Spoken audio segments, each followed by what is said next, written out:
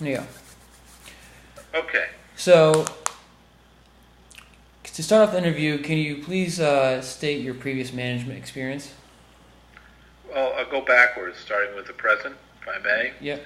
Currently, I am self-employed as a management consultant.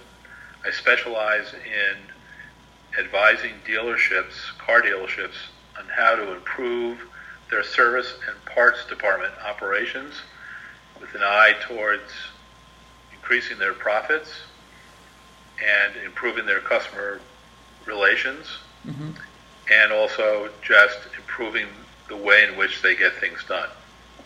Prior to that, I had firsthand experience in service management for 36 years, working for Lexus and Ford and General Motors dealerships, most of it Lexus, where I was a service director and a parts and service director. So I ran the parts, service, and body shop operations for 3 dealerships.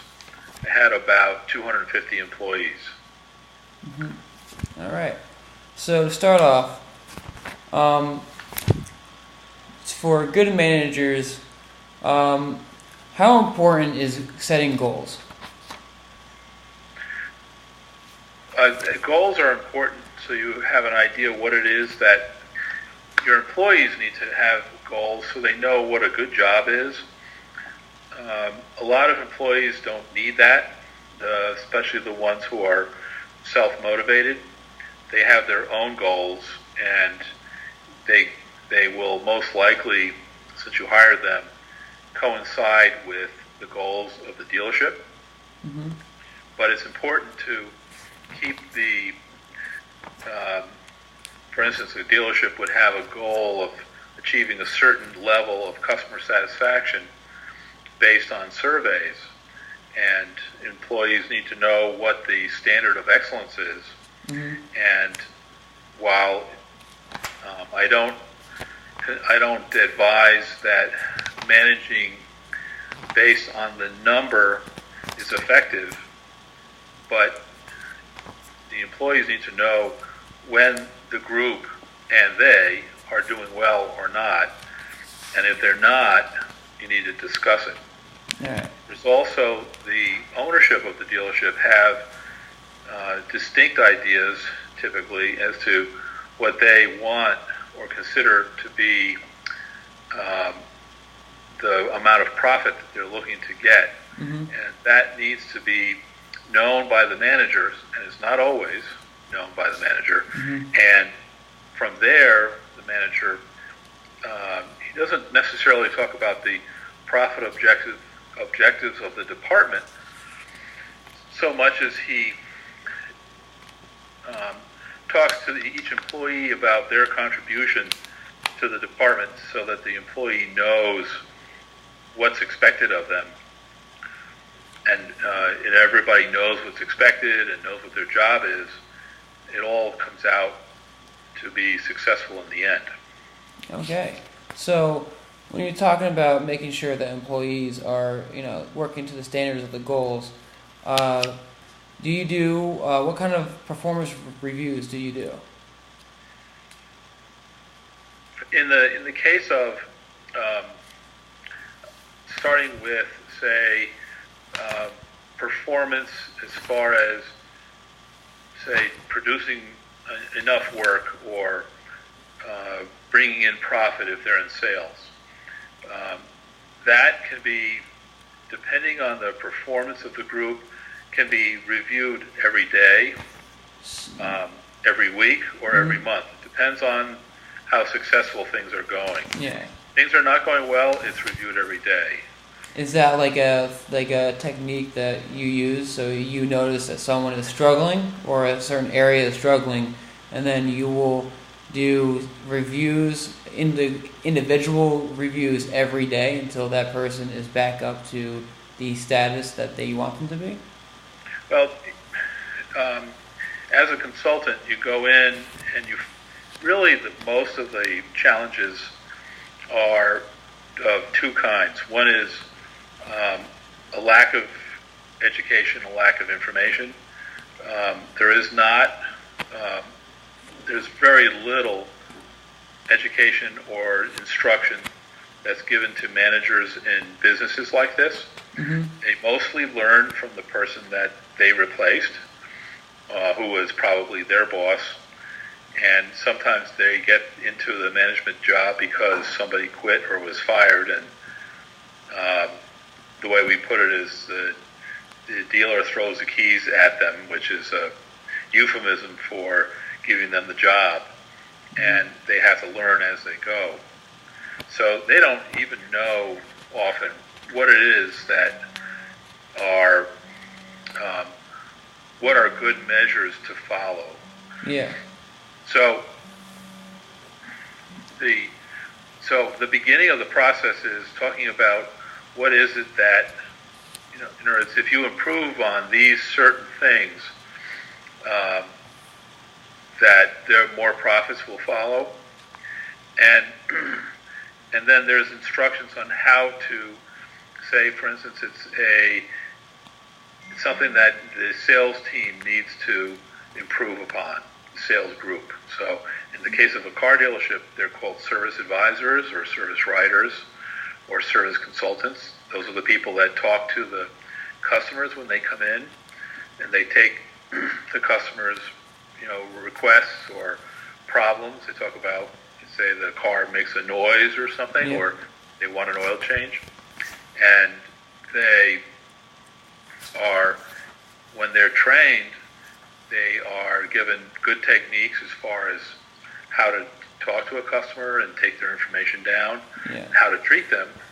But at the same time also, if there are things that the customer should have done to their car that cost them money that they don't come in asking for, those things need to be presented to the customer in such a way that there's a better, there's a good chance that they'll accept that and Yeah. pay additional money. That's the difference between the, fair, better, and best Yeah. performance.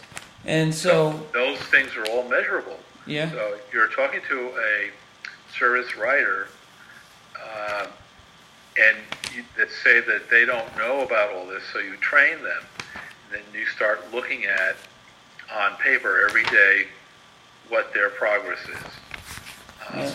In general, it's best looking at those type of things on a weekly basis. Mm-hmm. On a weekly basis? Of course, mechanics are judged by how much work they produce and whether or not the work they produce is of high quality. Mm-hmm. The quality issue is immediate, meaning that if they do something wrong and the car returns, there needs to be an investigation as to why, and needs to be instruction. And then, if a technician produces 5 hours in an 8-hour day, or produces 8, or produces 10, there's distinct goals that need to be set as far as what's expected. Mm-hmm. But I'll tell you that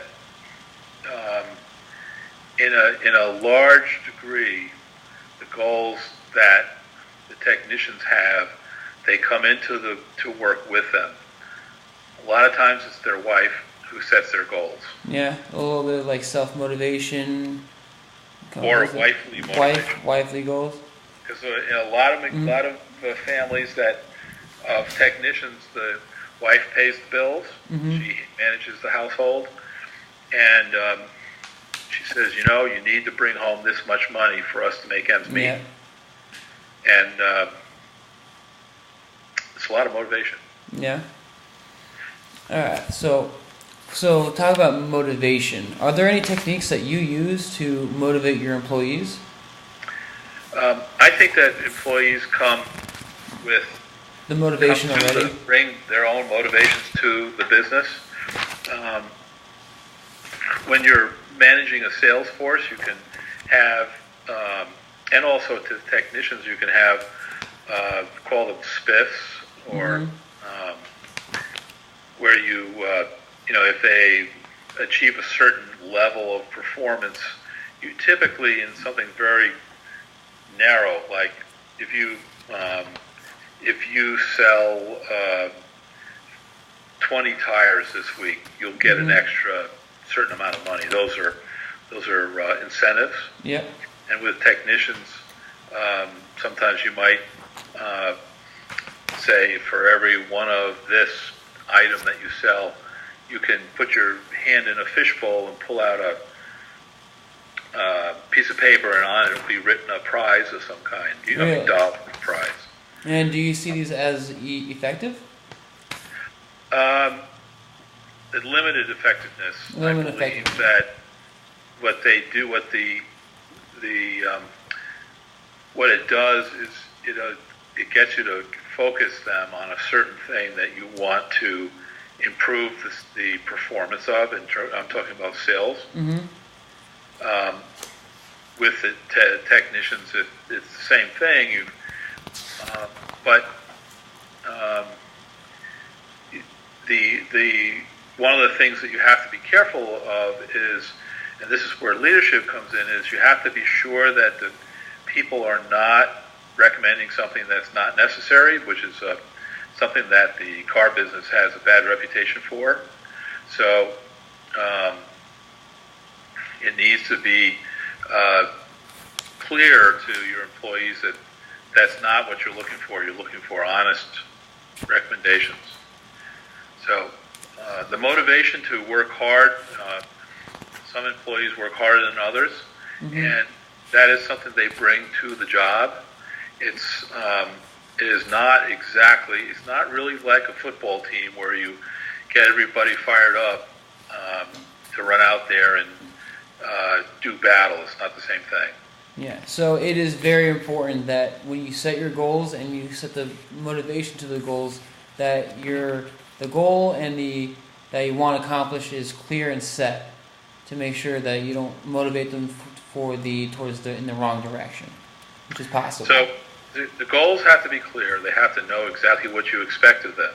Yes. The motivation, most of the motivation is brought to the job by the person. And the next thing that's important to say is that probably the most important job a manager does is the hiring process.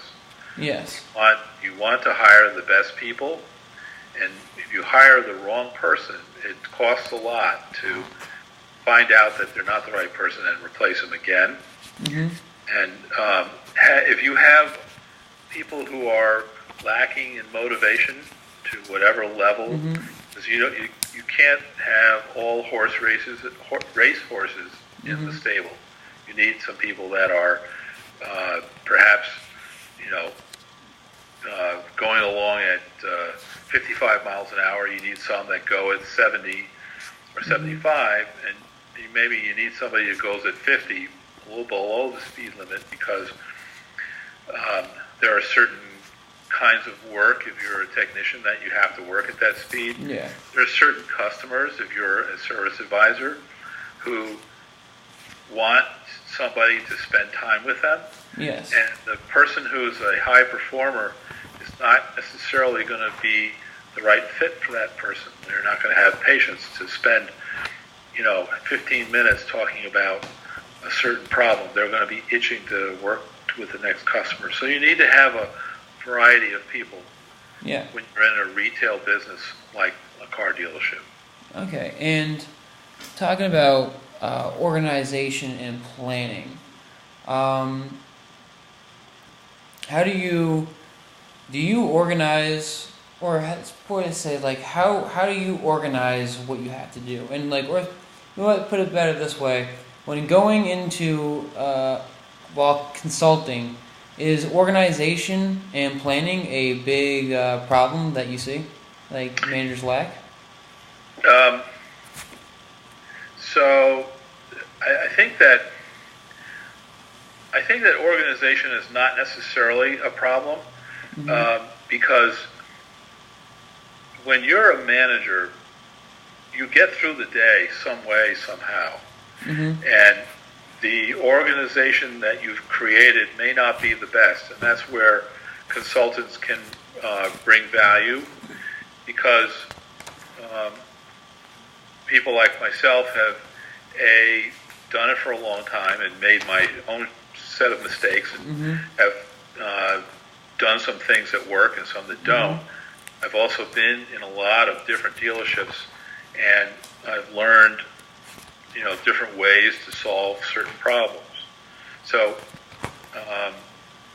when I'll go into a dealership and they have an organization in place, and sometimes it's not very effective, and sometimes that's just because they have the wrong idea, but sometimes it's also because the person who's the manager is lacking in leadership or lacking in ambition, or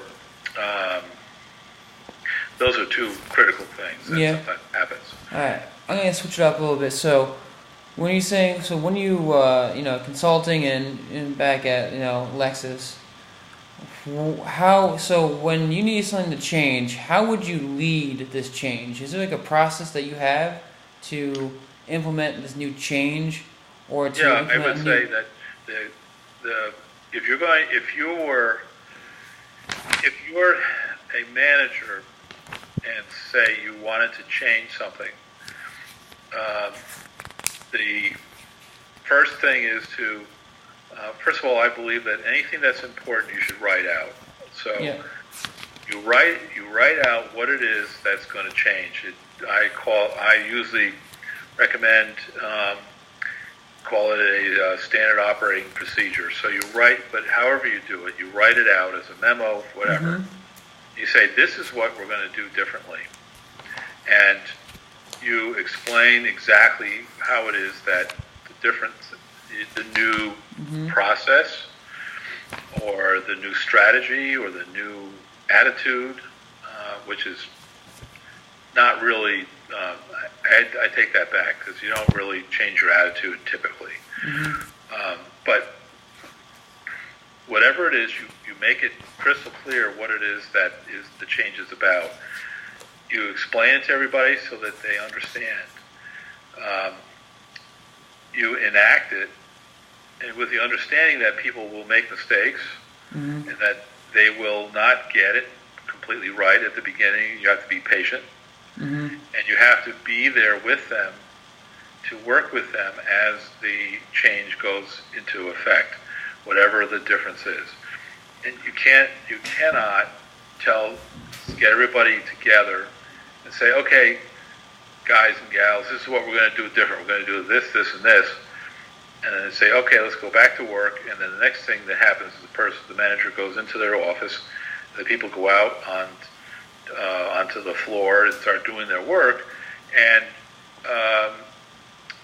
things go wrong, partly because the employees, it's new to them and they don't know how to do it smoothly. And sometimes the thing that you thought was going to work well doesn't work well. So you have to be there on the spot, working with them to affect the change to your change when it turns out that it's not the right idea. All right, and the last question: do you use Teams, as a tool, as a structure strategy? If I do not. You do not? Why? I don't feel that, at least in the industry that I'm in,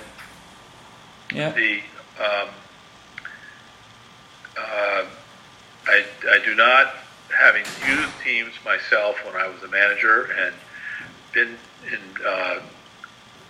started consulting in places that use Teams, I do not feel that they're an effective way to produce work, and it's not a good production system, and it's not a good system in general. And the way the teams are organized in dealerships is typically they'll have a group of, say it's a shop that has 20 technicians, and they'll have 5 groups of 4 technicians reporting to a service advisor or consultant. So they're teamed up, so the consultant writes the work for that group exclusively. And then in addition to that, since the technicians are paid based on the work they produce. They pool the work that the hours, the production that they produce, and divide it amongst the employees. And I don't feel that human beings are responsive to that as much as they are if the work they produce they get to keep. I think that's a better model that matches up with the human condition.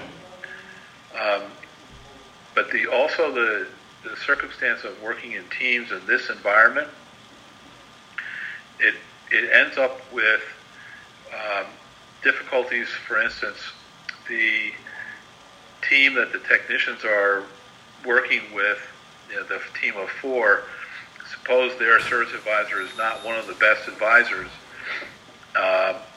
or their advisor writes more work than they can do, and now that advisor has made commitments to customers and their team can't get the work done, so they don't have resources to resolve that problem. Okay. All right. And to put you spot, if you have one advice for a new manager, what advice would that be? I think the most important philosophy that a manager should have is that they work for their employees. Managers typically do not do any work that shows up on the ledger, on the bottom line. It's the employees that do the work. The manager is really the leader, the director, sets the policy. So if you understand that you work for your employees, then you'll understand that your job is to remove barriers that prevent your employees from producing work or being successful. Mm-hmm. And if you follow that one particular philosophy, you'll be good. All right. Thank you so much for taking your time, and really appreciate it. Okay. All right. Thank you.